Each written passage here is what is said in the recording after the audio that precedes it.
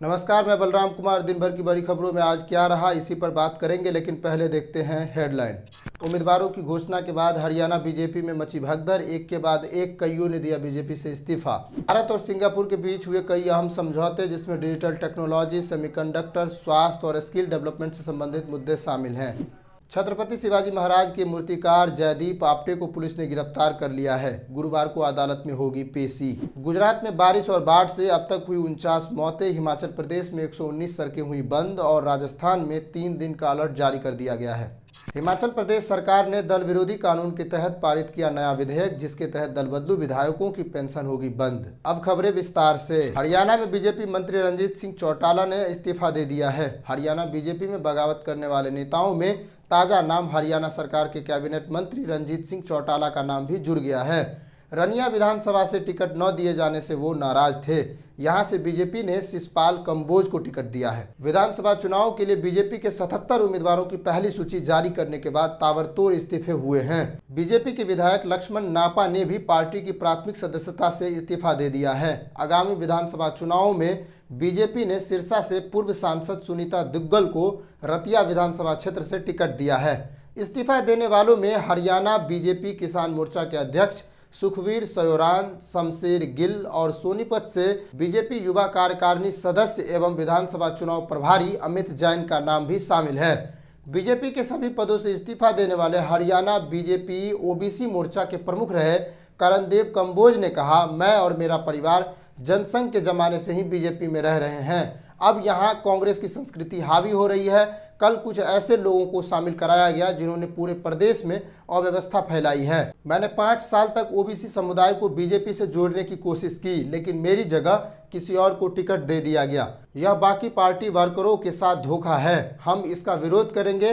कांग्रेस यहाँ सरकार बनाएगी और बीजेपी का सपना सपना ही रहेगा। भारत और सिंगापुर के बीच हुए 4 अहम समझौते। पीएम मोदी और सिंगापुर के पीएम लॉरेंस वांग। भारत और सिंगापुर के बीच डिजिटल टेक्नोलॉजी और सेमीकंडक्टर समेत 4 समझौते पर हस्ताक्षर हुए हैं। भारत के विदेश मंत्रालय के प्रवक्ता रणधीर जायसवाल ने सोशल मीडिया एक्स पर यह जानकारी दी है। विदेश मंत्रालय के बयान के अनुसार सेमीकंडक्टर, डिजिटल टेक्नोलॉजी के अलावा शिक्षा और स्किल डेवलपमेंट के अलावा स्वास्थ्य और दवाओं के सहयोग में समझौते पर हस्ताक्षर हुए हैं। प्रधानमंत्री नरेंद्र मोदी सिंगापुर के दौरे पर है और गुरुवार को वो वहां सिंगापुर के संसद भवन पहुंचे थे, जहां उनका जोरदार स्वागत हुआ था। सिंगापुर के प्रधानमंत्री लॉरेंस वांग से पीएम मोदी ने मुलाकात की और इसके बाद दोनों देशों के द्विपक्षीय वार्ता हुई, जिसके बाद कई अहम समझौते पर हस्ताक्षर हुए। पीएम मोदी ने प्रधानमंत्री बनने पर लॉरेंस वांग को बधाई दे दी है और कहा, सिंगापुर सिर्फ एक देश नहीं है बल्कि यह हर विकासशील देश के लिए एक प्रेरणा है। हम भी भारत में कई सिंगापुर बनाना चाहते हैं और मुझे खुशी है कि हम इस दिशा में साथ मिलकर काम कर रहे हैं। प्रधानमंत्री नरेंद्र मोदी 4 सितंबर को सिंगापुर पहुंचने से पहले ब्रुनोई गए थे। वो इस छोटे से एशियाई देश ब्रुनोई जाने वाले पहले भारतीय प्रधानमंत्री है। Brunei Cambodia, Indonesia, Malaysia, Singapore के पास एक छोटा सा देश है जिसकी आबादी 4,61,000 के करीब है। विधायकों में दल बदल को रोकने के उद्देश्य से कांग्रेस के नेतृत्व वाली हिमाचल प्रदेश सरकार ने बुधवार को दल विरोधी कानून के तहत अयोग्य घोषित किए गए सदस्यों की पेंशन रोकने के लिए विधेयक पारित कर दिया है।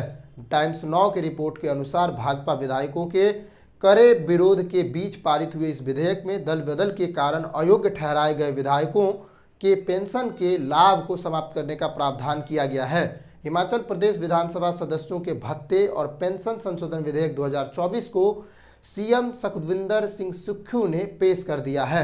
विधेयक में कहा गया है कि यदि कोई व्यक्ति संविधान की 10वीं अनुसूची के तहत किसी भी समय अयोग्य ठहराया गया है तो वह अधिनियम के तहत पेंशन का हकदार नहीं होगा। यह कदम कांग्रेस के 6 विधायकों के फरवरी में दल विरोधी कानून के तहत अयोग्य घोषित करने के बाद उठाया गया है। 2024-25 के बजट के पारित होना और कटौती प्रस्ताव के बीच चर्चा होने के दौरान सदन में अनुपस्थित रहकर पार्टी के व्हीप का उल्लंघन करने के बाद इसे अयोग्य ठहराया गया था।